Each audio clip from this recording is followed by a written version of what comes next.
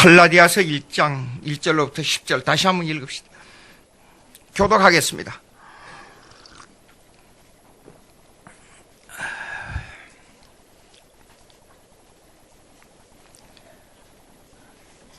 서로는 하면 재미가 없어요. 그렇죠? 재미가 없으니까 어떻게 좀 요령 있게 좀 잘 설명하려고 하는데 그게 잘 안 되는 것 같아요. 서론이 길어요, 길어. 어떻게 이렇게 1절 읽겠습니다. 사람들에게서 난 것도 아니요 사람으로 말미암은 것도 아니요 오직 예수 그리스도와 그의 죽은 자 가운데서 살리신 하나님 아버지로 말미암은 사도 바울은 우리 하나님 아버지와 주 예수 그리스도로부터 은혜와 평강이 있기를 원하노라.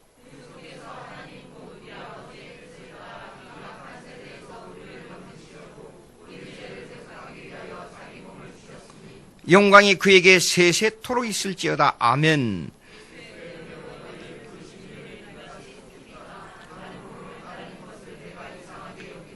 다른 복음은 없나니 다만 어떤 사람들이 너희를 교란하여 그리스도의 복음을 변하게 하려 함이라.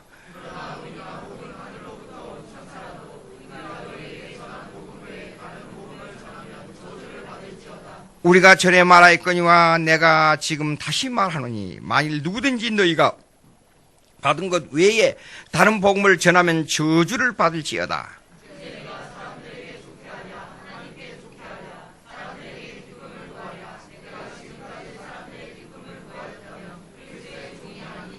예.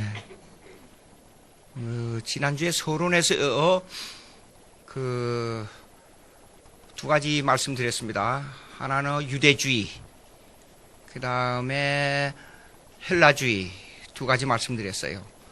근데 당시에는 지난번에 골로새 교회뿐 아니라 갈라디아 교회뿐 아니라 신약교회 전반에 거쳐서 두 가지 사상이 팽배해 있었습니다. 그것이 헬라주의와 유대주의예요.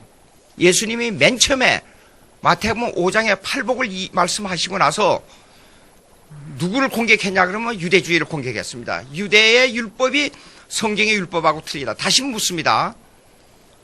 얼마 전에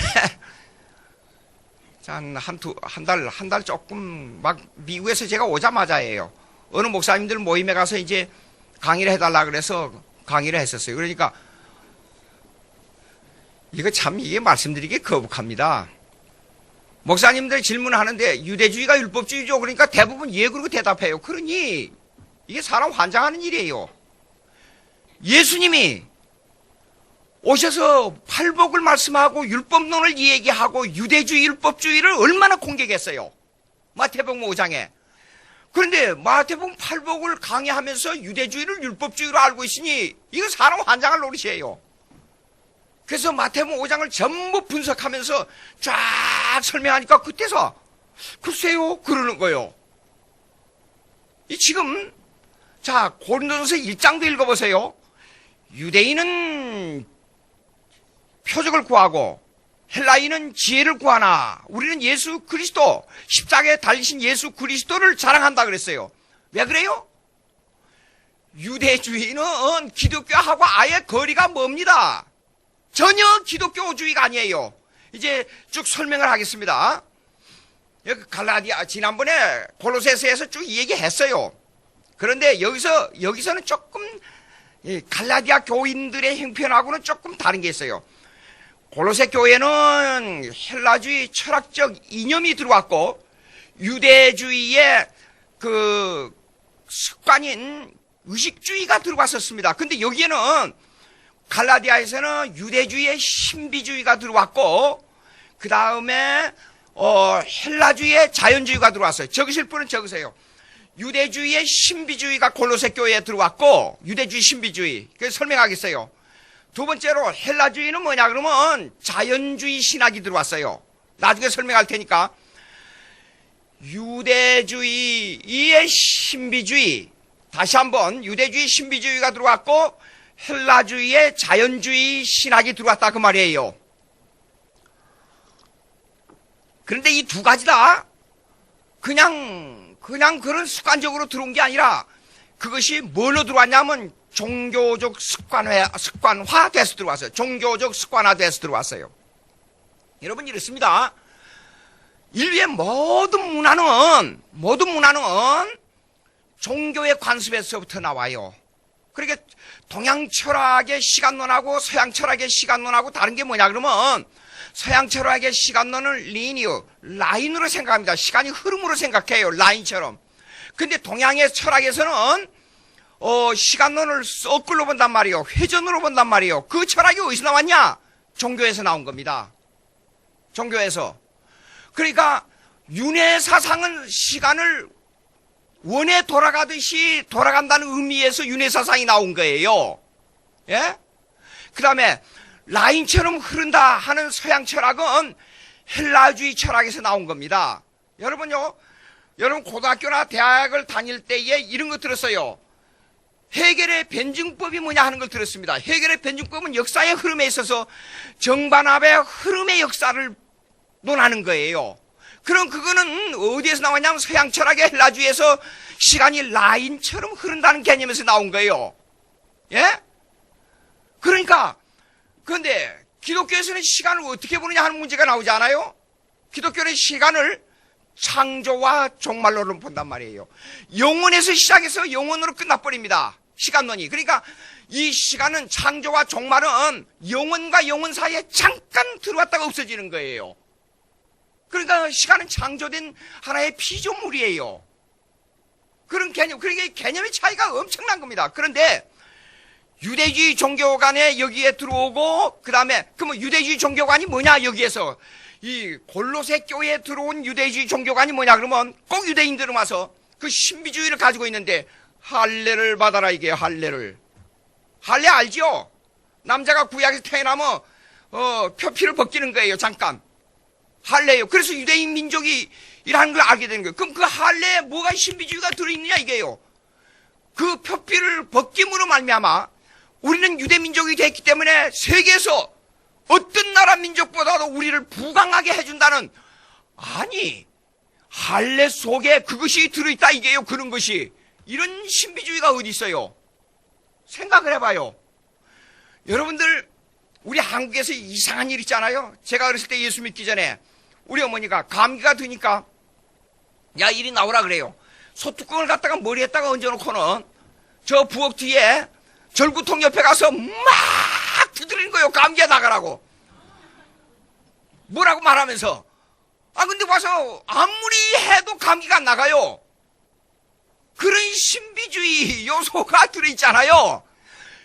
유대인들은 이렇습니다. 지금 여기 갈라디아 교회에 들어온 유대주의 신비주의는 할례를 받은 유대인들은 위대한 민족이, 할례 때문에 위대한 민족이 돼서 우리 민족은 세계에서 우뚱가는 아주 좋은 민족으로, 특별한 민족으로 된다. 그렇기 때문에 세례받아 기독교인 돼? 그래도 할례 받아라 이게요. 그럴 수 있지 않아요? 종교로 들어와 버리니까. 그러면 유대주의 신비주의는 뭐라고요? 어떤 문제가 있냐? 우리가 세계에서 가장 우뚱가는 민족이다. 할례를 받으면 특별한 은혜가 내린다. 또 그 다음에 우리가 이렇게 함으로 우리에게는 어떤 것이 내린다. 그럼 민족주의, 우선주의, 거기에 신비적 요소를 가지고 있어요. 이게 교회에 들어왔어요. 갈라디아 교회에. 보세요 한번. 5장 2절부터요. 보세요 한번. 5장 2절. 갈라디아서 5장 2절. 갈라디아서 5장 2절. 다 같이 있습니다. 시작. 보라, 나 바울은 너희에게 말하느니 너희가 만일 할례를 받으면 그리스도께서 너희에게 아무 유익이 없으리라. 유대인들의 신비적인 요소를 가지고 예수 믿어도 할례 받아야 무슨 유익이 있다고 생각하는 거예요. 좀 이상하잖아요, 우리가 생각할 때는. 예? 그 다음 3절 있습니다. 시작. 내가 할례를 받는 각 사람에게 다시 증언하노니 그는 율법 전체를 행할 의무를 가진 자라. 4절 다 같이. 율법 안에서 의롭다 함을 얻으려 하는 너희는 그리스도에게서 끊어지고 은혜에서 떨어진 자로다.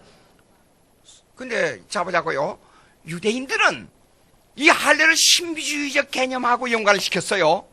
근데 구약을 보라고요. 구약을 보면 할례는 의식율법에 속합니다. 제가 골로새 강의할 때 설명했지요. 이거는 의식율법에 속하니까 의식율법을 행할 때는 모든 율법과 관계를 가지고 있으니까 율법하고 관계를 가지고 있을 때는 구약의 율법을 지키라 이게요. 근데 유대주의 율법은 그거는 안 지키고 할례 신비주의만 말하니까 유대주의 율법은 성경주의 율법이 아니라 그 말이에요 지금. 예? 이걸 갖다가 들으대니 기가 막힌 일 아니에요? 틀렸다 이게요. 한번 다시 또 다른 것 보자고요. 에이 참 6장 13절 한번 보세요. 6장 13절 다 같이 시작. 할례를 받은 그들이라도 스스로 율법을 지키지 아니하고 너희에게 할례를 받게 하려 하는 것은 그들이 너희 육체로 자랑하게. 그러니까 보자고요. 육체로 자랑하게 한다는 것은 그 미국에 살 때 그 건너집이 다시 여러분 얘기인데 건너집에 그 유대인이 살아. 평상시에 이 얘기 잘 하다가 예수 그리스도가 나오니까 나하고 유대인은 어떻게 하면 제가 목회할 때 유대인 그 메디컬 닥터 뭐예요 메디컬 닥터 의사 사람 참 이거 의사분이 유대인들은요 의사나 교수나 전문가가 안 되면 장사하라 그래요. 근데 그분을 전도해가지고 기독교인을 만드는데 뇌암으로 세상 떠났어요. 50대 후반에. 예, 그런 분이 있어가지고 그분에게 전도하는데 모든 정성을 다해서 전도해서 한날에 갈 때 날 보고 그러더라고요. 마지막 이제 며칠 안 남았는데 겨우 힘이 없어요. Pastor Kim, thank you for your preaching. 당신이 복음을 전해주셔서 감사합니다. 한날에 가서 만나자고 그러더라고요. 저를 보고. 그러면서 마지막에 한국말로 감사합니다 그래요.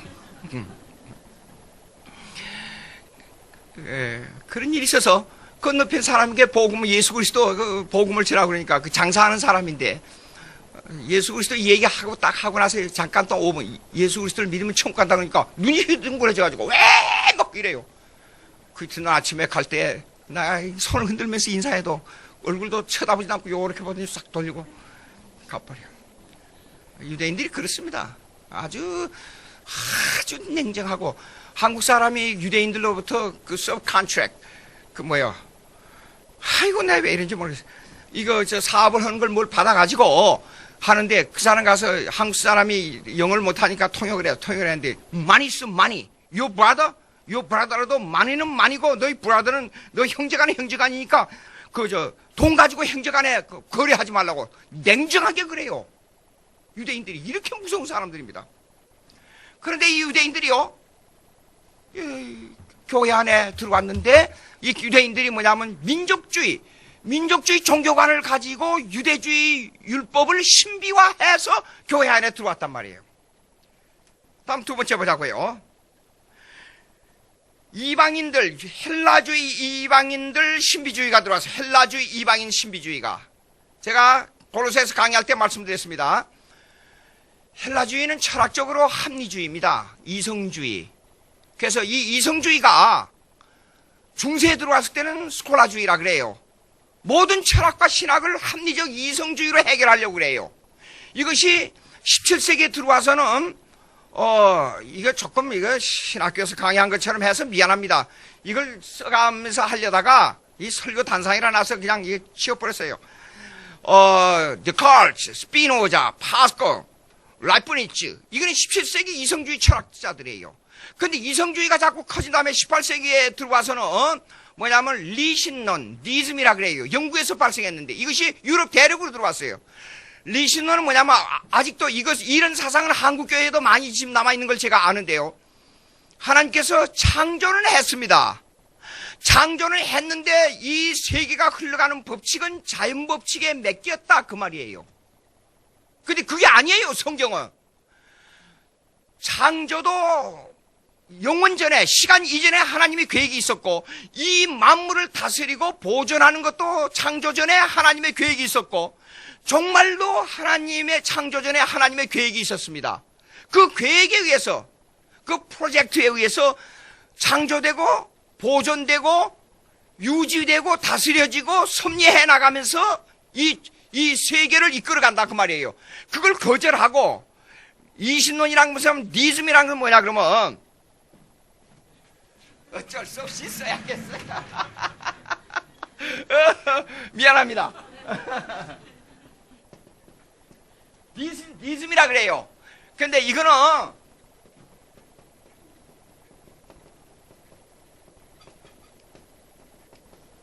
리신론이라 그래요. 리신론. 합리적 신 개념이라고 말이에요. 쉽게 설명하자면 시계 태압을 만들어 놓고 내버려두면 저절로 굴러가잖아요. 태압에 의해서 배터리를 넣어놓으면 시계가 절로 굴러가지 않아요. 창조해서 자연의 원리를 하나님 만들어 놓으면 절로 굴러가 잘 돼간다 그 말이에요 지금요. 근데 그게 아니에요. 성경은 모든 만물을 다스리고 섭리하시는 하나님의 뜻에 의해서 돼간다 그 말이 성경은. 근데 이런 문제로 말미암아 18세기 때 alignment 또 써야겠어요.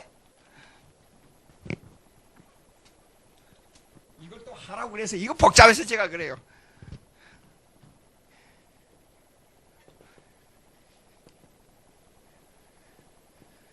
단어가 길어요. 원래 철학적인 신학적인 단어는 엄청 길어요. 이거 계몽주의라 그래. 계몽주의. 계몽주의란 말은 뭐냐 그러면 합리적 이성주의의 꽃을 피우자 그 말이에요. 예.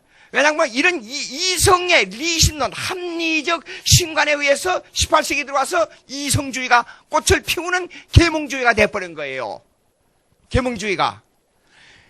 이것은 이 근원은 어디서 나왔느냐? 헬라주의에서부터 나온 거예요. 헬라주의 합리주의에서부터 나온대. 그런데 보자고요. 문제는 여기 있어요. 그러면 헬라주의 신비주의가 갈라디아 교회에 어떻게 무가 돼서 어떻게 들어왔냐? 이게 여러분들 의문이래요. 분명히. 합리주의면 합리주의가 들어와야지. 왜 헬라주의 신비주의가 들어왔냐? 이게 의문이에요. 그렇잖아요? 그럼 그건 뭐냐? 그러면 이렇습니다. 지금은 과학이 발달돼서 지구가 해를 돈다. 달이 지구를 돈다 그랬어요. 근데 그때는 과학이 발달되지 않았기 때문에 이 모든 것을 합리적으로 생각하기는 하는데 이 사람들이 달 속에 신이 있다. 해 속에 신이 있다.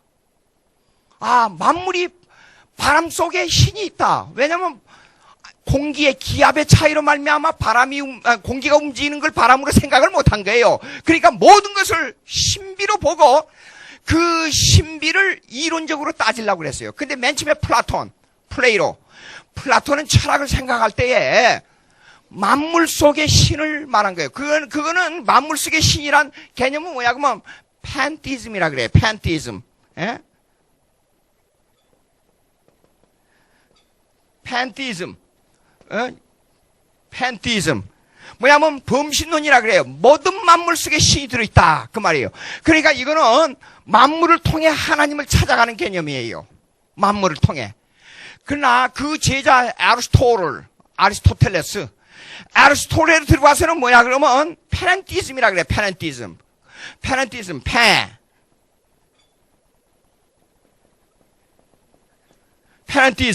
이거는 만유제실론. 그러니까 신의 개념이 위에서 내려온 것을 합리적으로 생각해 보는 거예요. 요거는 올라가는 개념이고 요거는 내려오는 개념이에요. 그러니까 위에서 내려오는 하나님의 신이 만물을 어떻게 이끌어 가느냐 그 생각을 한 거예요. 그래서 이런 신의 개념을 생각하다 보니까 어쩔 수 없이 신비적인 개념이 들어갈 수밖에 없잖아요. 당연하잖아요.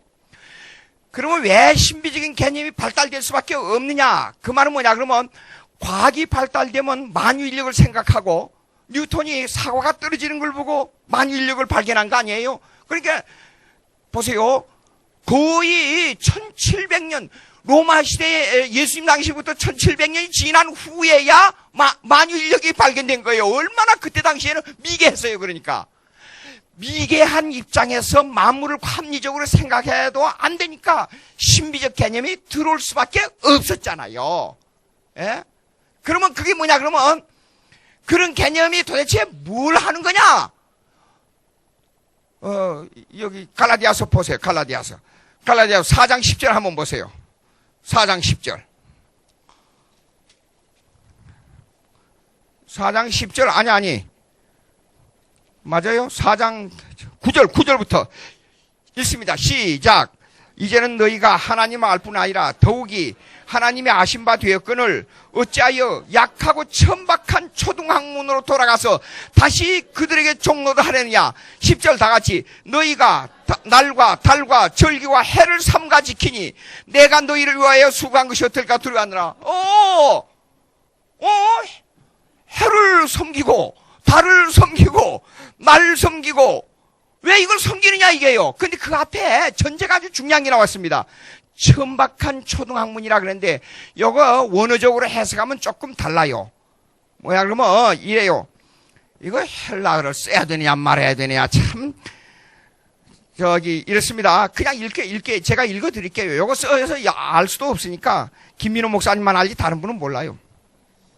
아스테네카이 푸톡사 스토익 퀘스 이 말이 무슨 말이냐 그러면 weak and poor elements 여보세요. poor elements 근데 이거 초등학문이란 말이 번역이 틀렸어요. 이 poor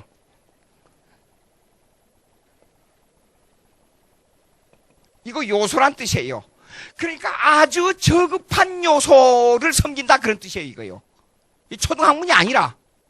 그러니까 헬라 철학의 요소는 뭐냐 그러면 뭐 해와 달 섬기는데 아주 저급한 요소로 섬기고 있다 그 말이에요 지금. 이것이 교회에 들은 거예요 이거요. 헬라주의가. 그러니까 해를 섬기는 아주 천박한 요소, 달을 섬기는 아주 천박한 요소, 예? 그 다음에 뭐 날짜로 섬기는 뭐 천박한 요소가 헬라주의 신비가 교회에 들어와서 두 개, 유대주의 신비와 헬라주의 신비가 교회에 들어와서 교회 예수를 믿기는 믿는데 이걸 점령해버렸다 그 말이에요. 제가 그 미국에서 이 청교도적인 신앙생활을 하는 분들 미국 사람들에게 교단에 들어가서 활동하다가 한국에 들어오니까 한국에 무슨 요소가 많은 거 알았냐 그러면 첫째 한국 교회 안에 군대적 요소가 많다는 걸 알았어요. 군대적 요소. 교인들에게 문제가 생기는 걸 꼭 목사님 잘못해서 했다 그래요. 그건 군대적 요소예요. 군사 문화가 들어있습니다. 교회 안에. 그래서 오랜 동안 우리 한국이 군사 문화의 통치를 받았기 때문에 국민들 속에 자인이 들어가 버려요. 미국인은 군대 들어가도 자기가 잘못한 건 자기가 책임지고 상관하고는 별로 관계가 없어요. 근데 그렇게 하고 있고, 그 다음에 아니 식당에 앉아서 밥 먹다가 어느 둘이 싸우는 걸 봤어요. 말다툼하고 싸우는 걸 봤는데 막 소리를 내면서 주먹질 싸움은 아니지만은 소리를 내서 막 말다툼 하더라고요. 그 말다툼 하는 소리에 보니까 여당과 야당을 욕하는데 대통령을 욕해요 결국은. 그럼 자기들이 생활하는데 왜 대통령을 욕하나 의심이 가는 거예요 제 생각에는. 또 이런 게 요소가 들어있고 또 그 다음에 한국교회에 들어오니까 복의 요소를 불교나 유교적으로 생각하는 게 많아요. 복받았다. 그 복받은 개념이 어디에 있어서요? 그래서 prosperous theology, 그러니까 번영신앙이 들어있단 말이에요. 이 육체적 번영신앙이 잘된 신앙으로 생각하는 경향이 많단 말이에요. 이게 문제가 있어요. 이거는 부차적으로 여러분 예수 잘 믿으면 이 생활이 평안하고 부자 되는 건 장이 따라오게 돼 있어요. 열심히 일하는데 다른 사람보다도. 생각을 해봐요. 합리적으로. 술 안 먹고 담배 안 먹고 계집질 하지 않아서 돈 낭비하지 않으니까 자연히 가정이 좋아질 거 아니에요? 화평하고. 뭐 당연한 거 아니에요? 뭐 그걸 가지고 뭐 그렇게 크게 예수 믿는 최고의 요소로 삼을 게 뭐가 있냔 말이에요. 그런 저급한 요소를 가지고 신앙생활을 기준을 두지 말라 그 말이에요. 예? 저급한 요소를 가지고. 우리가 교회 안에서 그러면 한국 교회 안에 이런 요소가 왜 근본적으로 들어가면 어디에 요소가 있냐? 사실상 불교와 유교의 요소가 들어있단 말이에요. 예? 그걸 탈피해야 돼요 우리가. 근데 우리 자신도 모르게 들어오는 거예요.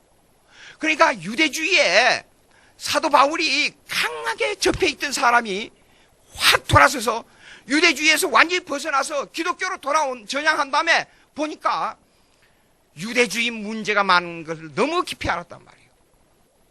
그 다음에 로마 시민권을 가지고 이 사람은 철학을 공부를 많이 하고 학문을 공부를 많이 한 사람이에요. 그러니까 헬라주의를 너무나도 잘 알고 있는 사람이에요.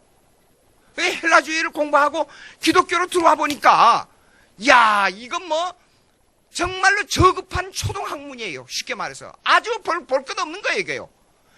그런데 교회에, 갈라디아 교회에 두 가지 요소가 들어왔으니 열이 난 거예요, 지금. 예수 믿었다 하면서도 이런 요소가 들어오니까. 예? 이게 문제가 있다, 그 말이에요. 제가 이걸 좀 얘기해야 되겠어요.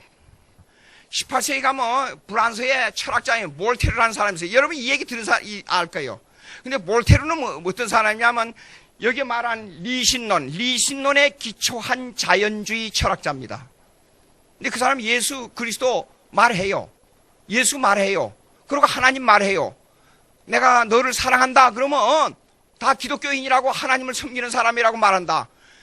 이렇게도 말했어요. 자연 속에, 모든 자연 속에 하나님의 뜻이 들어있다. 그렇게 말해요.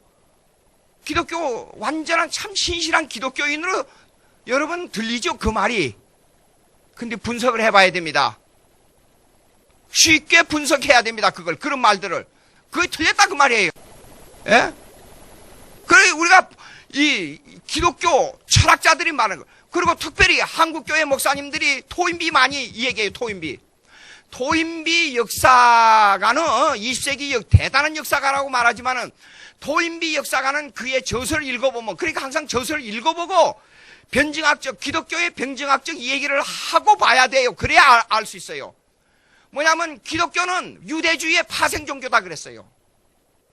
예수님하고 사도 바울이나 사도들이 가장 많이 공격한 유대 종교를 보고 유대 종교에 대해서 그렇게 경계심을 가지고 말씀을 했는데도 불구하고 토인비가 기독교는 유대 종교의 파생 종교라 그랬는데 그 토인비 말을 너무나도 많이 인용한다 이게요. 단편적으로만 보고. 자, 볼테르가 한 말, 지금까지 아까 내가 한 말, 여러분 말씀드린 거 생각해 보세요. 그 말만 딱 따면 기독교인으로 들린단 말이에요. 그러나 기독교 입장에서 제가 설명을 하겠어요. 기독교는 이렇습니다. 예수 그리스도와 창세 전의 사건과 창세 후의 종말의 사건과 현재의 사건과 삼일체의 문제와 기독론 예수 그리스도의 이성 일인격과 예수님의 인격과 예수님의 사역과 일치해야 돼요. 부분을 얘기한다고 해서 기독교의 신앙 고백이 아닙니다. 지금 사도 바울이 열이 난 것이 바로 그겁니다. 오직했어야 다른 성경에는 저주를 받을지어다는 말이 안 나와요. 그런데 여기에는 저주를 받을지어다가 나온 이유가 있습니다. 말이 아주 하나님 중심으로 말한 것 같은데 핵심이 빠져버리니까 그러는 거예요. 예? 보십시오. 예수 믿으면 천국 가지요. 분명히 천국 갑니다. 그러면 예수 믿고 천국 간 사람은 신앙생활이 어디로 화해져야 되느냐면 하나님의 주권 신앙으로 화해져야 돼요. 하나님의 주권 신앙이 뭐냐? 창세전에 나를 예정했다 이겁니다. 근데 예수를 잘 믿는 분들이 예정이 틀렸다고 공개적으로 그러지 않아요. 방송에 나올 때 칼빈을 공격하면서 칼빈의 예정론이 틀렸다고 공개적으로 그러지 않아요. 그렇죠? 근데 성경은 분명히 예정론을 얘기하고 예정론에 대해서 수없이 얘기하고 로마서 9장에는 토기장의 비유를 들어가면서 뭐라 그랬냐? 항거할 수 없다 그랬어요. 예정론에 대해서. 근데 항거하지 않아요. 그게 성경에 반대된 얘기를 하고 있잖아요. 인간의 자유의지를 말하면서. 예? 이런 문제가 나온단 말이에요. 자, 몰테르는요 이랬습니다. 부분적인 얘기를 기독교인적으로 했어요. 내가 당신을 사랑합니다. 그러면 하나님 말씀에 순종하는 자로 내가 여깁니다. 맞아요? 불교 믿으면서도 당신을 사랑합니다 그래요. 예? 김수환 추기경이 불교를 방문했잖아요. 방문하고서 이거 지나가면서 보니까 내가 이런 공개적으로 이런 말 하게 되면 분명히 돌 맞을 사람이에요 지금요. 예? 돌을 맞아도 기독교는 기독교의 절대성을 강조해야 기독교가 성립된다 그 말이에요. 제 얘기는 하늘나라에 가보세요. 내가 거짓말인가? 보십시오. 그래 지나가는데 불교 그 인들하고 앉아서 모였는데 이 수녀들이 지나가는데 둘이 어떻게 다정하게 인사하는지 모르겠어요. 종교란 이름을 가지면 다 종교냐? 그게 아닙니다. 기독교는 예수 그리스도를 구세주로 모시게 되면 중요한 교리 있습니다. 예수님은 완전한 하나님이요, 완전한 인간이요, 그러나 죄 없는 인간이요, 시공간 속에 계시는 하나님이요, 고백해야 됩니다. 삼일체 하나님을 그대로 믿어야 됩니다. 삼일체 하나님은 하나님 아버지로서의 하나님, 아들로서의 하나님, 성령으로서의 하나님을 그대로 받아들여야 돼요. 그런데 그 하나님은 그냥 있는 게 아니라 이미 창세 전에 예정 하나님의 뜻에 의해서 그 섭리에 의해서 예수님이 이 땅에 오시고 그 뜻에 의해서 삼일체 하나님이 역사하시고 성령이 예정된 자를 우리를 부르시고 만물을 다스리시고 섭리하시고 이끌어가시고 때가 된 그 예정에 따라서 종말이 온다 이거예요. 이 신앙 고백이 이 전체화, 구체화 그리고 전체화 돼야 돼요. 이 신앙 고백이. 예수 그리스도를 믿기는 믿는데 나는 섭리는 안 믿습니다. 그거는 틀린 신앙이에요. 우리가 이걸 알아야 됩니다. 그렇기 때문에 자 보십시오. 또 하나 여기서 말씀드릴 게 있어요. 헬라주의 이원론이라 헬라주의. 이원론, 헬라주의 이원론은 뭐냐 그러면 하나님의 세계하고 이 세상의 세계를 분리하는 겁니다. 하나님의 주권신앙, 하나님의 뜻에 의해서 모든 것이 다스려진다. 그걸 거절하는 겁니다. 세상은 악하다 그렇게 보는 겁니다. 하나님은 선하고. 근데 악도, 칼빈 강령 읽어보세요. 실론에. 악한 마귀도 하나님의 뜻 가운데 있어요. 하나님의 뜻에 의해 다스려집니다. 얼마나 열을 냈는지 땀이 나가지고 눈에 들어와서 따갑네요. 자 보세요. 하나님의 뜻에 의해서 다스려진다 이거예요. 그러면 모든 만물이 악마도 하나님의 뜻 가운데 하나님의 섭리 가운데 존재하고 있다 그 말이에요. 그런데 자 이거 보세요. 이원론은 뭐냐면 세상을 분리하는데 그러면 헬라주의에서 나오는 영지주의라는 게 있어요. 나스틱주의, 그노시즘. 이것도 또 적어야 되겠어요.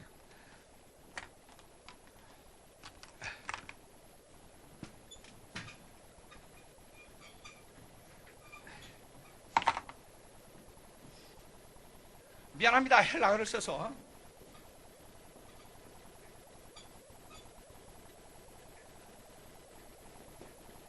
그노시스. 이 말은 뭐냐 그러면 나스틱주의. 그러니까 나스틱스. 이 말은 뭐냐 그러면 영지주의라 그래. 영적으로 지혜를 가져야 된다. 영적 지혜. 이 말이 무슨 말이냐 그러면 하나님을 지혜로 알아야 바른 하나님을 알 수 있다 그 말이에요. 쉽게 설명합니다. 하나님을 지혜로 지식으로 아는 것이 하나님을 바로 아는 거다. 여러분 하나님을 어떻게 알아요? 하나님을 그걸 갖다 에피스테메올로지라 그래요. 철학적으로. 인식론이라 그래요. 하나님의 인식론. 하나님의 인식론은 뭐냐 그러면 우리가 세상 사람들은 지식을 통해서 그 다음에 안탈로아지컬 그러면 존재론이라 그래요. 존재론. 하나님이 존재의 개념이 우리 속에 있으니까 하나님은 있다. 세상 사람들은 그렇게 말합니다. 하나의 우주의 이 돼가는 이 모양을 보니까 그 자연주의 신학에서 나온 겁니다. 여기서 말하는 자연주의. 하나님이 우주에 돼가는 걸 보니까 신비한 세계를 볼 때 하나님이 있다. 그거는 인간의 지식으로 하나님을 찾아가는 거예요.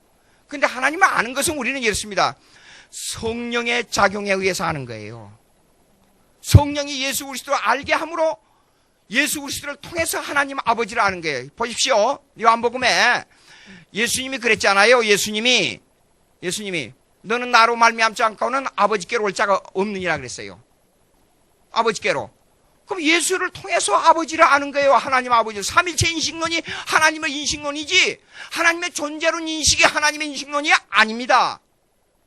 하나님의 존재를 인식론이 내가 지식을 통해서 우주를 통해서 자연을 통해서 하나님을 인식하는 것은 내 지식을 통해서 인식론에 도달하는 거예요. 그건 하나님을 아는 게 아니에요. 예? 그런 생각을 가지고 있었기 때문에 헬라주의는 세상은 악하고 하나님은 선하다는 이원론이 되어버려서 지식을 통해서 하나님을 안다고 생각하는 거예요. 예? 이게 잘못된 거라 그 말이에요. 지금 갈라디아서를 보면 엄청난 교리가 들어있습니다. 왜 이렇게 무서운 우리만큼 엄청난 교리가 들어있느냐? 그 이유는 유대주의와 헬라주의 때문에 그런 거예요. 예? 이걸 쉽게 생각하면 안 됩니다. 그러니까 예수님을 통해서 하나님을 아는데, 그러면 그 하나님은 어떤 하나님이냐? 계획의 하나님이에요. 창세 전에 우리가 구원받을 거, 태어날 거, 우리가 어떻게 하나님의 뜻대로 살 걸 다 계획했어요. 근데 때가 참에 예수님이 왔다 그랬잖아요. 갈라디아서에. 때가 참에 예수님이 왔어요. 그러니까 그 때도 하나님의 계획에 따라서 이루어지는 거예요. 그러면 때가 참에 예수님이 왔는 것 같이 때가 참에 성령이 우리에게 역사하여서 예수 그리스도를 구세주로 받는 거예요. 예? 그냥 우연히 없어요. 우연히. 그러니까 삼위체론으로 볼 때는 이렇습니다. 성령이 역사해야 예수 그리스도를 구세주로 받고, 구세주를 통해, 예수 그리스도를 구세주를 통해서 하나님 아버지를 아는 거예요. 아버지께로 올 자가 없다 그래서 예수와 나로 말미암지 않고는. 그리고 그 후에 보십시오.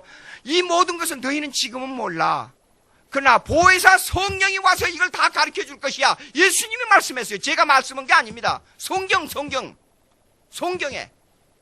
그러니까 예수님 말씀대로 말하자면 나를 통해서 아버지를 알고 나를 알게 하는 이는 성령이야. 그래서 삼일체론 인식이, 구주 되시는 삼일체론 인식이 참 하나님을 아는 것이지 유대주의적의 신비주의로 하나님을 아는 게 아니고 헬라주의적 지식을 통해서 하나님의 인식론에 도달하는 게 아니란 말이에요. 문제는 뭐냐? 예수를 믿었다 하면서 이 사상을 나중에 예수 믿고 이 사상을 또 받아들인 거예요. 갈라디아 교인들이. 예? 이게 문제란 말이에요. 예? 내가 일본에 가서 강의하러 갔었어요. 한 몇 년 됐어요. 일본이 왜 교회가 부흥 안 되는 걸 알았어요. YWCA에 들어가자 그래서 들어가서 이제 한국에서 교수가 강의 왔다 그러니까 뭐 음식점에 가니까 일본 음식 참 기가 막혀. 한국은 막 내다 놓고 먹으라고 모자라면 또 달라는데 식당에 앉았으니까 조그만 접시에 하나씩 싹 지나가더라고요. 그거 딱 건지고 조그만 접시에 또 하나 지나니까 또 건지고 입에 간에 기별도 안 닿겠어요. 그래서 2개를 그냥 갖다가 또 먹었어요. 나중에는 접시가 이렇게 쌓여요. 한 10개 쌓여요. 접시대로 돈을 받는데요. 그 얼마나 하니까 하나에 얼마씩, 나중에 보니까 한국 돈으로 계산하니까 한 5만 원 내지 10만 원 가요. 한 사람이 먹는데 그냥 보통 음식점이. 아이고 참, 한국같이 저 음식 맛있게 마음대로 먹을 나라가 한국같이, 거기는 뭐 미국은 더 많으니까 말할 것도 없지만은, 그래 일본에 가서 살아라 해도 돈 퍼주면서 살아라 해도 난 못 살겠더라고요. 자, 식사했으니까 강의 이제 끝나고 가서 그 대접 잘 받았습니다. 받고 이제 갔단 말이에요. YWC에 들어가니까 한쪽에 가미다마가 있어. 가미다마 알지요? 우리 한국에 들어와서 일본 그 외인들이 우리 기독교회를 핍박할 때 가미다에 대 절하라고 하는 우상입니다. 그게. 근데 그 우상을 문 앞에 YWCA 기독교 회관 문 앞에 세워놨어요. 그리고 목사들이 들어가면서 그 절해요.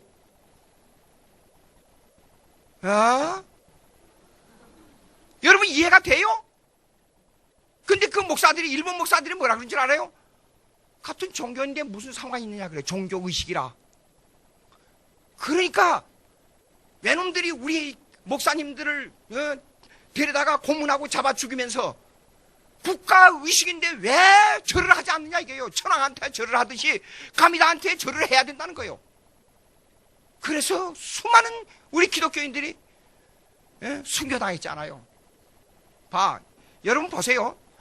종교라는 개념이 약간 잘못된 생각을 하면 이렇게 된다고 말이에요. 근데 볼테르란 철학자는 종교의 개념, 자연종교의 개념으로 하나님을 말을 했지, 아까 제가 말씀드린 삼일체론 하나님의 섭리신적 작정론에 의해서 하나님을 말하지 않았다 그 말이에요. 자연 속의 하나님. 자연 속에 모든 걸 다스리고 우주가 되어가는 거 보니까 저기 하나님이 계신다. 그리고 난 너를 사랑한다. 그리고 하나님의 말씀에 순복하면 하나님의 백성이 아니냐. 얼마나 좋은 말이에요. 그렇지요?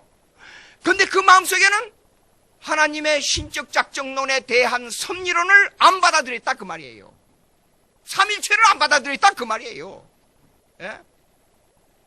이런 거와 똑같이 갈라디아 교회에 지금 이렇게 문제가 있는 거예요. 예. 자, 그 정도로 그러면 유대주의의 신비주의가 어디서부터 나온 것을 아주 공격했느냐 한번 보십시다. 옛날부터 존재하고 있었어요. 당시에 로마 시대 때만 그런 게 아니라 이사야 1장 한번 보십시오. 이사야 1장.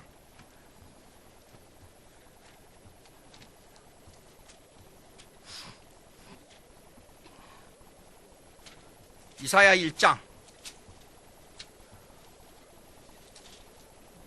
시편 자문 전도 아가 이사야 1장. 이거 이사야는 시로 되어 있기 때문에 성경 문장을 시적으로 봐야지 문자 그대로 보면 안 됩니다. 비유와 상징이 많습니다. 시는 이렇습니다. 구약에서 바다를 말할 때는 때로는 그 바다가 시험을 말할 때가 있고 또 어떤 때는 바람을 말할 때도 또 우리에게 시험을 말할 때도 있고 그래요. 그러니까 손을 독사의 손에다 넣어 독에 독에 뭐예요? 인펙티드 뭐예요? 그 되지 않고 독에 이렇게 사람이 감염되지 않고 그 다음에 독약을 마셔도 그 독에 인펙티드 감염되지 않고 그거 나오지요? 이사에서. 그거는 시적이기 때문에 그 의미를 분석해야 돼요. 그런데 어떤 무식한 사람들이 성경대로 우리가 한다 그래서 독도 마시고 독사 물려가지고 죽었잖아요. 성경의 문장을 정확하게 봐야 돼, 문장. 요거는 이사야는 시로 되어 있습니다. 그러니까 하늘이여 들으라. 하늘이 들을 수 있어요? 못 듣지요. 땅이 들으라. 땅이여 귀를 기울이라. 여호와께서 2절입니다. 여호와께서 말씀하시기를 내가 자식을 양육하니 그들이 나를 거역하도다. 소는 그 임자를 알고 나귀는 그 주인을 구유로 알건만은 나의 백성 깨닫지 못한다. 중간중간 넘어갑니다. 근데 쭉 넘어가서 봅시다. 5, 6절 보세요. 발바닥에서 머리까지 성한 곳이 없이 상한 것과 터진 것과 새로 맞은 흔적뿐이오늘 그것을 싸매며 기름으로 부드럽게 함을 받지 못하였도다. 쭉 넘어가서 보세요. 그 다음에 10절 너희 소돔의 관원들아 여호와의 말씀을 들을지어다. 너희 고모라의 백성아 우리 하나님의 법에 귀를 기울이다. 여호와께서 말씀하시되 너희의 무수한 재물이 내게 무엇이 유익하뇨? 나는 양의 번제와 살찐 짐승의 기름에 배불렸고 나는 수송아지나 어린 양의 수염소에 피를 기뻐하지 않냐. 너희가 내 앞에 보이러 오니 이것을 누가 너희에게 요구했느냐? 내 마음 마당만 밟을 뿐이라. 헛된 재물을 다시 가져오지 말라. 분양은 내게 가증히 여기는 바요. 월삭과 안식일과 대회로 모이는 것도 그러하니 성회와 아울러 악을 행하는 것을 내가 견디지 못하겠노라. 이거는 유대주의 제사법에 의한 신비주의를 이미 유대인들이 이스라엘 백성이 품고 있었다 그 말이에요. 구약의 제사는 이렇습니다. 구약의 제사는 십계명을 지키지 못하고 스테티우스 시민법을 지키지 못한 사람에게 대하여 용서의 길을 열어주는 것이 구약의 제사법이에요. 근데 유대인들은 어떻게 생각하냐면 이 제사를 열심히 드림으로 신비주의적 요소가 들어있다 이렇게 생각하는 거예요. 그 신비주의적 요소는 뭐냐면 이걸 제사를 열심히 드림으로 우리에게 복이 임해서 세상을 지배하는 다윗 왕국을 다시 건설하고 위대한 민족이 되고 누구보다도 훌륭한 민족이 돼서 이 땅에서 잘 살고 잘 먹고 잘 지낸다 이렇게 생각한 거예요. 이런 신비주의가 있었게 됐어요. 아니 어쩌면 우리 한국 사람들이 가서 땅속에 묻힌 부모님에게 제사를 무덤 앞에 가서 제사 잘 드림으로 이 땅에서 복 받는 거나 똑같은 얘기예요. 이게. 생각을 해봐요. 기독교인들이 추석 때면 전부 가서 성묘하러 간대요. 나는 우리 어머니 세상 떠나고 올해가 42년 차예요. 그런 일로 한 번도 가본 적이 없어요. 그 뭐하러 가요 그게요? 참 희한한 사람들이야 이건. 예? 그리고 어머니가 남겨간 신앙을 생각하면서 그 신앙의 모습을 따라가려고 애쓰는 게 진짜 신앙생활을 하는 거 아니에요? 이해가 안 되는 거예요. 예? 또 서울 되면 또 모여가지고 그거 하고 그런 데 찾아가고 그러니까 이런 거 교회에 들어오면 안 된다 그 말이에요. 내가 언젠가 말씀드렸지요. 아니 보름이 됐는데 조리 있잖아요. 쌀 이렇게 하는 거. 조리를 기둥에다가 어느 할머니가 달아놨어요. 여기다가요. 그 왜 그래요? 할머니 뭐 때문에 이렇게 갖다 놨어요? 그러니까 제가 이제 전도사 때니까 한 50년 가까이 됐어요. 그때가. 목사님이 화가 나가지고 뭐 때문이니까 교회가 복 받으라고 그거 갖다 걸어놨다고 그래요. 사람 참 그런 것이 들어와 있었단 말이에요. 교회 안에. 예? 똑같은 일입니다. 여러분 이렇습니다. 신앙생활을 잘 자칫 아주 약간의 생각, 아주 약간의 생각이 잘못되면요, 나중에 현미경을 먼 만원경으로 비춰놓으면 전혀 다른 것이 가버려요. 다른 길로 가버려요. 종이 속에 조그만 구멍이 들어있잖아요. 그걸 이렇게 놓고 볼 때는 구멍이 있는 거 그 뒤에 끝이 안 보여요. 근데 가까이 해가지고 눈으로 이렇게 구멍 사이로 이렇게 봐봐요, 여러분요. 여러분 다 보여요. 예? 작은 신앙의 관념. 그러니까요, 성경에 집착해야 성경에. 아주 집착해서 이걸 봐야 이게 성경에. 근데 방송에서 나온 것들 이렇게 볼 때 노골적으로 예정론을 부정하고 노골적으로 성경에서 말하는 하나님의 섭리를 부정하는 방송이 나오니 기가 막힌 거예요. 열이 나서 가서 두드리 깰 수도 없고 텔레비를 깨버리면 또 그렇고.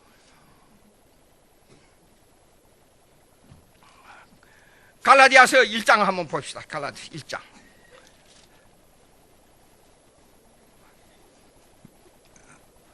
다른 데는요, 말할 때 사도 바울이 부드럽게 말을 시작했어요. 그렇지요? 근데 여기는 처음부터 사람들에게서 난 것도 아니요, 사람으로 말미암은 것도 오직 예수 그리스도와 그 죽은 자들 가운데 살리시는 아버지로 말미암아 사도된 바울은 처음부터 공격적이에요, 말이요. 왜 그러냐면 갈라디아 교인들이 그런 사상이 들어와 가지고 있으니까 열이 나서 그런 거예요. 예. 근데 여기에 문제는 뭐냐면 사도 바울, 사도직에 대한 문제가 나와요. 왜 사도직에 대한 문제가 생겼느냐? 갈라디아 교인들이 가장 사도 바울에 대한 사도직의 문제를 걸고 넘어졌어요. 다른 사도들은 이렇습니다. 예수님을 직접 보고 예수님과 대화를 하고 제자들이 사도가 됐어요. 사도가. 근데 사도 바울만큼은 예수님이 세상 떠난 후에 사도직에 문제가 있다, 그렇게 시비를 건 거예요. 근데 사도의 3대 원칙이 있습니다. 예수님을 만난 자, 그다음 두 번째, 예수님과 같이 능력을 행할 수 있는 자, 세 번째, 성경을 기록한 자예요. 세 가지요. 이게 사도직의 절대. 그러니까 오늘날은 사도직이 없어요. 예수님의 제자는 있어도. 근데 다른 제자들, 다른 사도들도 다 했는데 미안하지만 예수님만은 예수님이 죽은 다음에 다메섹 도상에서 예수님하고 만난 것이지 구체적으로 육신으로 시공간 세계에서 만난 건 아니에요. 예수님을. 그러니까 사도직의 문제를 걸고 넘어졌어요. 기분 나쁘면 우리를 책망하고 못 살게 구는 사도가, 바울이 사도가 제가 사도인가? 이런 식으로 나온 거예요. 근데 사도행전을 보면 이런 게 있어요. 누구보다도 능력을 많이 행했어요. 사도 바울이. 그래, 이 사람을, 이 바울을 사도직에서 뺄 수가 없어요. 그리고 성경 기록이 누구보다도 강렬하고 정확하고 복음이 확실해요. 치우치지 않고. 이게 사도 바울만은 믿음과 행위와 하나님의 주권적 섭리와 예정론과 모든 섭리론을 다 총망라해서 전체적으로 구약을, 그리고 누구보다도 구약을 많이 인용한 사람이에요. 사도 바울이. 그렇기 때문에 사도 바울을 만약에 사도직에서 뺀다 그러면 성경의, 신약 성경의 반이 무너져 버립니다. 안 돼요. 그런데 단 하나 약점이 있어요. 예수님을 시공간 세계에서 못 봤다. 그것만 가지고 물고 늘어졌어요. 갈라디아 교인들. 그러니까 첫마디에 공격적으로 나오면서도 사도 바울은 이렇게 나온 거예요. 그런데 왜 서론이 이렇게 나오냐? 사람들에게서 난 것도 아니야. 내가 사도된 것은 사람으로 말미암은 것도 아니야. 오직 예수 그리스도의 죽은 자 가운데서 살리시는 하나님 아버지로 말미암아 사도된 바울은, 너희들이 사람 입으로 가지고 날 쪼아대고 쪼잘거리고 야단이지만은 내가 사도가 된 것이 너희들을 입으로 가지고 쪼잘거린다고 내가 사도가 된 것이 아니라고 할 수 있어? 이런 반론입니다, 한마디로. 바울이요. 그래서 하나님 아버지로 말미암은 사도 바울은 그랬어요. 함께 있는 형제와 더불어 갈라디아 여러 교회들이, 갈라디아 여러 교회라는 건 지난주에 내가 서론에 말씀드렸어요. 왜 여러 교회인가? 그 지방 전체를 두고 하는 말입니다.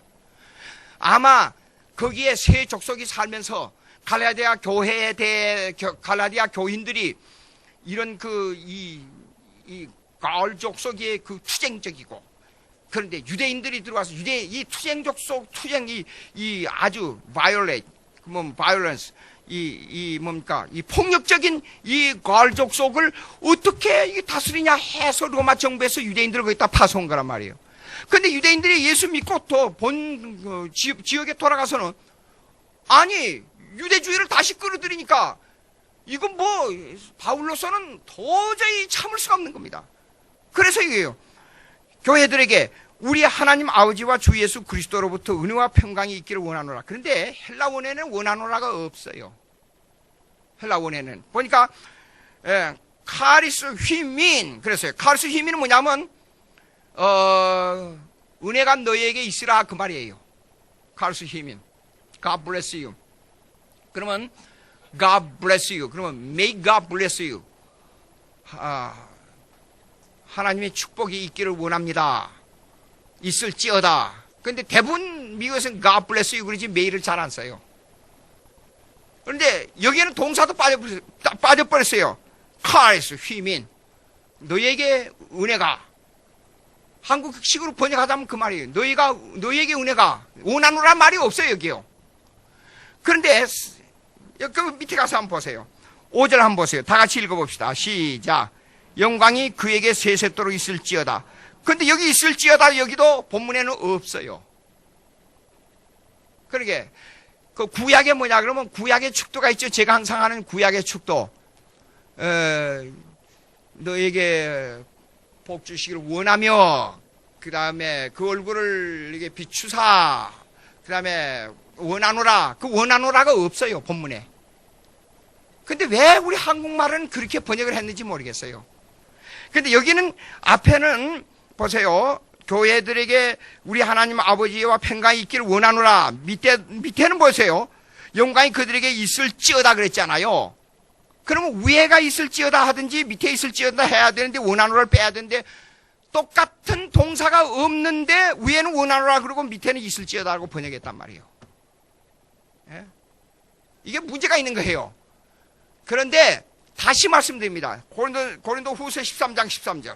그 앞에 한 장만 넘기면 돼요. 14절 보세요. 고린도 13장 14절. 주 예수 그리스도의 은혜와 하나님의 사랑과 성령의 교통하심이 너희 무리와 함께 있을지어다. 목사님들 축도가 이거예요, 전부.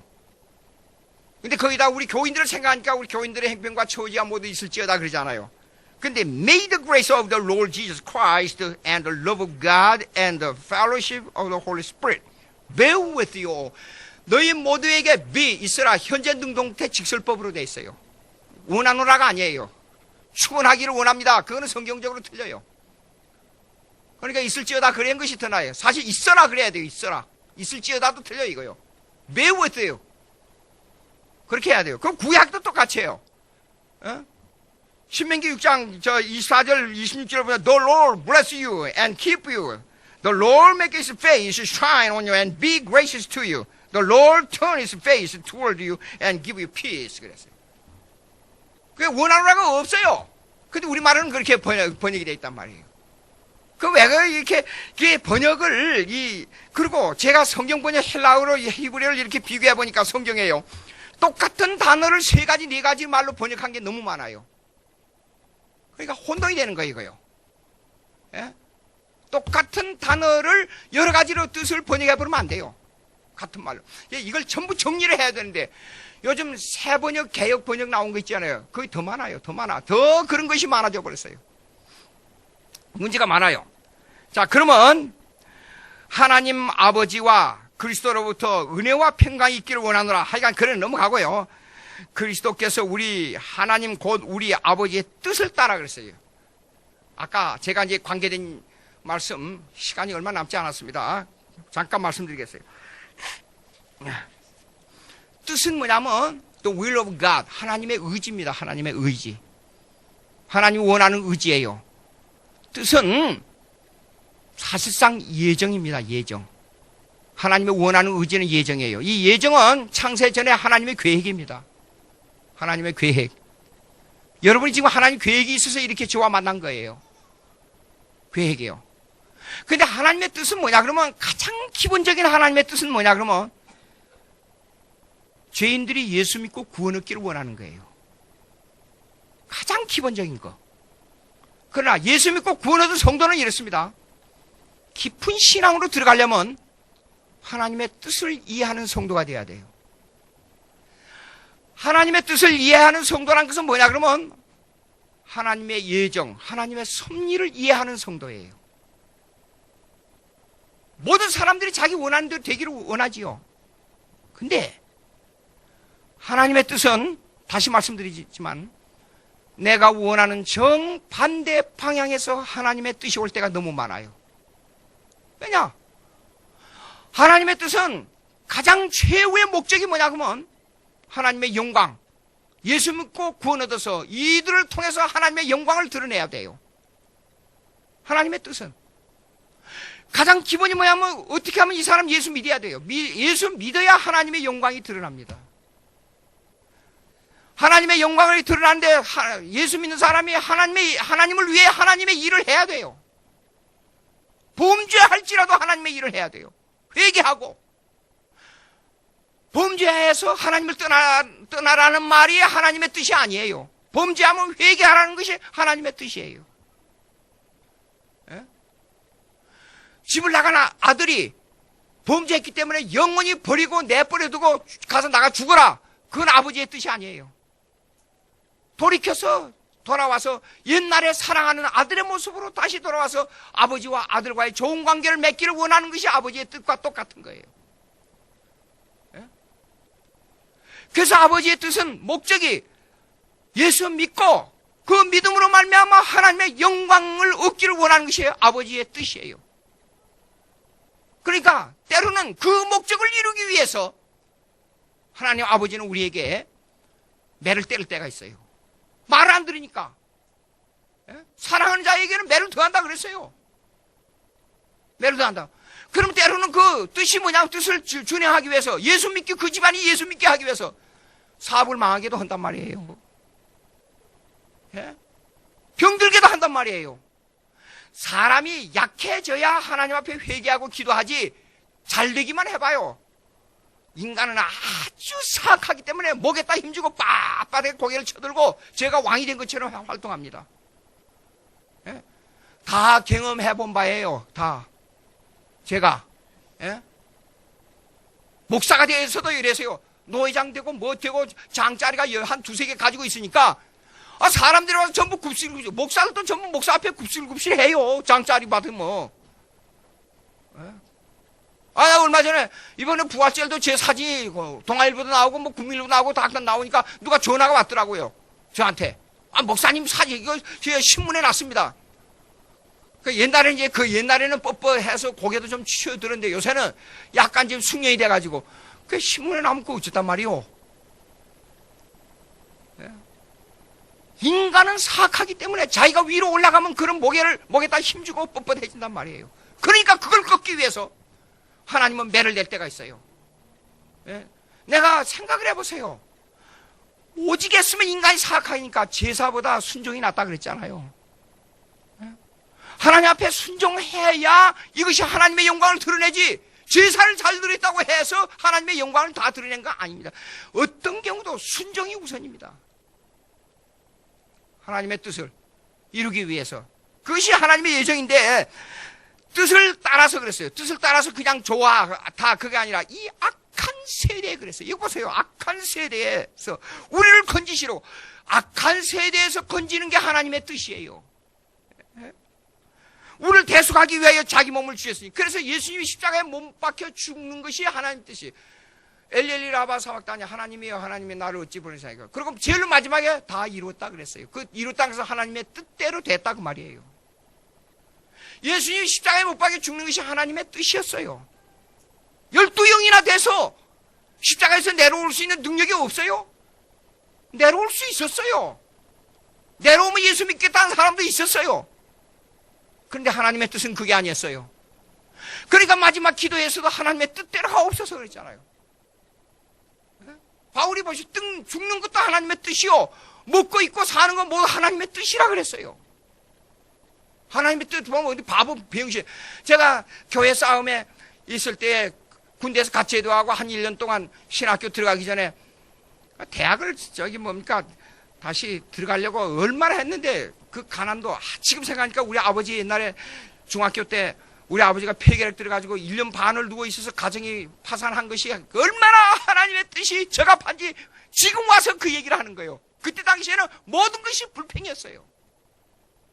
안 그랬으면 제가 신학교 못 들어갔습니다. 예? 그런데다가 군대에서 또 다쳐가지고 그냥 억지로 제대했잖아요. 장교 되기 그 직전에 제가. 그러니까 그것도 하나, 왜 이렇습니까? 되는 일이 아무것도 되는 일이 없습니다, 하나님.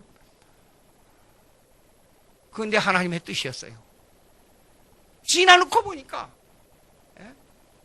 그런데 예수님이 그렇게 십자가에 내려올 수 있었단 말이에요. 그런데 하나님의 뜻은 그야. 그러니까 십자가 벌써 다 알고 계셨지, 예수님이. 내 뜻대로 마옵시고 아버지 뜻대로 하옵소서 맡겨버린 거예요. 십자가의 고통을 앞에 놓고도 다 분명히 예언했잖아요. 오래전부터. 베드로야, 내가 올라가서 장로들에게 고난받고 빌라도에게 재판받아서 십자가에 못 박혀 죽었다가 3일 만에 다시 일어난다. 예언했잖아요. 다 알고 계셨어요, 아버지의 뜻을. 그런데도 12영이나 되는 천사를 동원해가지고 이게 전부 멸망해버릴 수 있었는데도 불구하고 아버지의 뜻이기 때문에 그런 거예요. 예? 여러분, 하나님의 뜻을 그냥 세상에 고통당하면서 병중에 있거나 재산 다 망하고 가족이 죽고 그런 일 당해봐요. 당해보면 저는 그랬어요. 우리 어머니를 얼마나 기대했는지 몰라요. 그런데 내가 결혼도 하기 전에 우리 어머니 60세에 세상 떠났어요. 갑자기 심장마비로. 그렇게 기대했던 어머니. 그래서 어머니에 대한 그리움이 하늘을 찔러요. 지금도 가끔 꿈을 꾸면 우리 어머니가 하늘에서 날아와요. 날아와. 어머니를 잡으러 막 뛰어갑니다. 사라져버려요. 울면서 막 뛰어가요. 사라져버려요. 그래서 이것이 하나님의 뜻인가? 그렇게 생각했어요. 그런데 그것이 하나님의 뜻이었어요. 하나님의 지나놓고 보니까 오늘날 이렇게 내가 설 수 있는 이 자체가 얼마나 하나님의 오미한 뜻이 작용하고 있는지 말로 할 수가 없어요.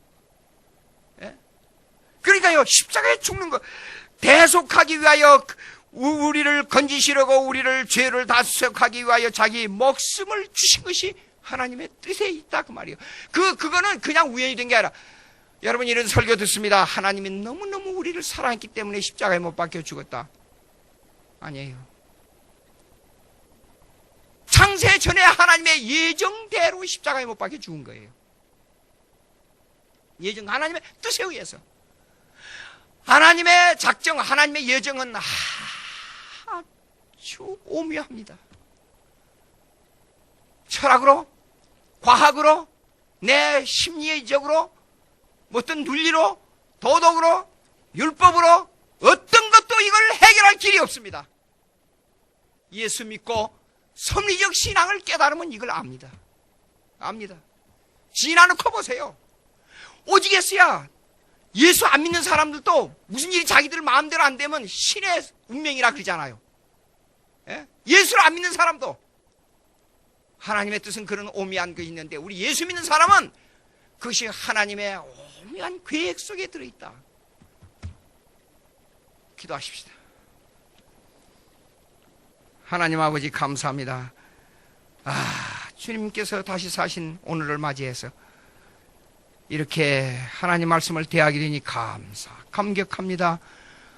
예수님께서 부활하셔서 하늘나라에 올라가신 것처럼 우리도 장래에 올라가서 주 예수 그리스도를 만나 영원한 영적 교제를 나누며 범죄가 없고 시기가 없고 질투가 없고 평화를 영원히 누리고 하나님과 함께 교제의 관계로 들어갈 수 있는 그 하늘나라의 영생 복락이 우리를 기다리고 있는 이 은혜를 생각하면 감격스럽고 감사하고 또 감사합나이다.